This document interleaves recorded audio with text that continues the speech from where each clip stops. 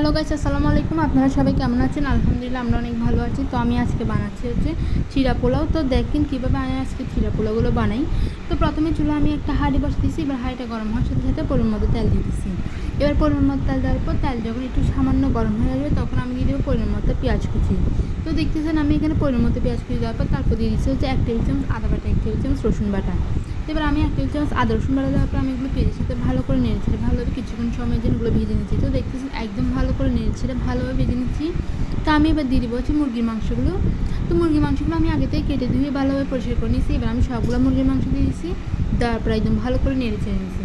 তো দেখতেছেন আমি এগুলো ভালো করে নেড়ে ছেড়ে নিচ্ছি। তো দেখতেছেন মাংসগুলো প্রায় একটু সিদ্ধ হয়ে আসছে, আমি আর একটু ভালো করে নেড়ে ছেড়ে নিচ্ছি। আর চুলার আঁচটা মিডিয়াম করে আছে, মিডিয়াম আঁচের মধ্যে আমি এগুলো ভালোভাবে কিছুক্ষণ সময়ের জন্য মাংসগুলো সিদ্ধ করে নিচ্ছি। তারপর দিয়ে দিব সবগুলো মশলা। তো প্রথমে দিয়ে দিলাম 1 টেবিল চামচ স্বাদ মতো লবণ, 1 টেবিল চামচ মরিচের গুঁড়ো, 1 টেবিল চামচ হলুদ গুঁড়ো, 1 টেবিল চামচ ধনিয়ার গুঁড়ো, জিরার গুঁড়ো একসাথে দিয়ে দেওয়ার পর আমি এগুলো মাংসের সাথে ভালো করে নেড়ে ছেড়ে ভালোভাবে মিশ্রণ করে কিছুক্ষণ সময়ের জন্য আমি এগুলো কষিয়ে নিচ্ছি। তো দেখতেছেন একদম ভালো করে নেড়ে ছেড়ে নিচ্ছি। তারপর দিয়ে দিব কি পেঁয়াজের কলি। তো পেঁয়াজের কলি দেওয়ার পর আমি আরও একটু ভালো করে নেড়ে ছেড়ে নিলাম। তো এবার চুলার আঁচটা বড় করে দিচ্ছি যাতে এগুলো ভালোভাবে হয়ে আসে। যখন ভালোভাবে হয়ে আসবে তখন আমি চিড়াগুলো দিয়ে দিব। তারপর এখানে দিয়ে দেবো সয়া সস, 1 টেবিল চামচ সয়া সস দিয়ে দিচ্ছি এখানে। তো দেখতেছেন দেওয়ার পর আমি এগুলো মাংসের সাথে একদম ভালো করে নেড়েছি, ভালোভাবে মিশ্রণ করে নিয়েছি, একদম ভালো করে নেড়েছে নিচ্ছি। তো দেখতেছেন সয়া সস দেওয়ার পর আমি একটু ভালো করে নেড়েছে নিচ্ছি। তারপর আমি এখানে দিয়ে দেবো কাঁচামরিচ কুচি। তো আমি এখানে কাঁচামরিচ কুচি দিয়ে দিয়েছি। দেখতেছেন একদম ভালো করে নেড়েছে নিলাম। এবার কাঁচামরিচগুলো দেওয়ার পর আমি আর একটু ভালো করে নেড়েছে নিলাম। আর কিছুক্ষণ সময়ের জন্য আমি এগুলো ভালোভাবে কষিয়ে নিব। তো দেখতেছেন আমি আবার কিছুক্ষণ পরে এসে আবারও ভালো করে নেড়েছি, আপনাদেরকে একটু দেখালাম। আর আপনারা অবশ্যই কিন্তু কমেন্ট করে জানাবেন যে আমার রান্নাটা কেমন হয়েছে, আর কার কীরকম চিড়া পোলাও খেলে ভালো লাগে অবশ্যই কমেন্ট করে জানাবেন।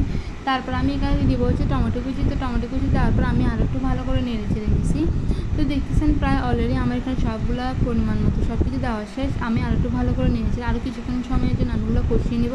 তো আপনারা কিন্তু অবশ্যই আমার পুরো ভিডিওটা দেখতে থাকেন, দিয়ে কিন্তু অবশ্যই কমেন্ট করতে ভুলবেন না যে আমার রান্নাটা কেমন হয়েছে, আর কার কে ইচ্ছে করতেছে তারাও কিন্তু অবশ্যই কমেন্ট করে জানাবেন। তারপর আমি এখানে দিয়ে দিচ্ছি চিড়া পোলাওগুলো।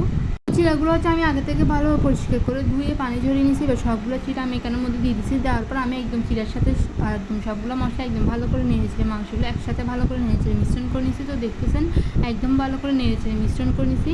তো একদম ভালো করে নেড়েছে নিচ্ছি। তো ভালো করে নেড়েছে নেওয়ার পর আমি আর কিছুক্ষণ চুলার মধ্যে রেখে দিব। তো ঢাকনা দিয়ে রেখে রাখছি। আমি আর কিছুক্ষণ পর আবারও ভালো করে নেড়েছে নিচ্ছি। তো এবার কিছুক্ষণ চুলার মধ্যে রেখে দিব। তারপর আমার রান্নাটা কমপ্লিট হয়ে আসবে। তো আমার রান্নাটা এখানে সবাই ভালো থাকবেন, সুস্থ থাকবেন। আল্লাহ হাফেজ। Bye bye.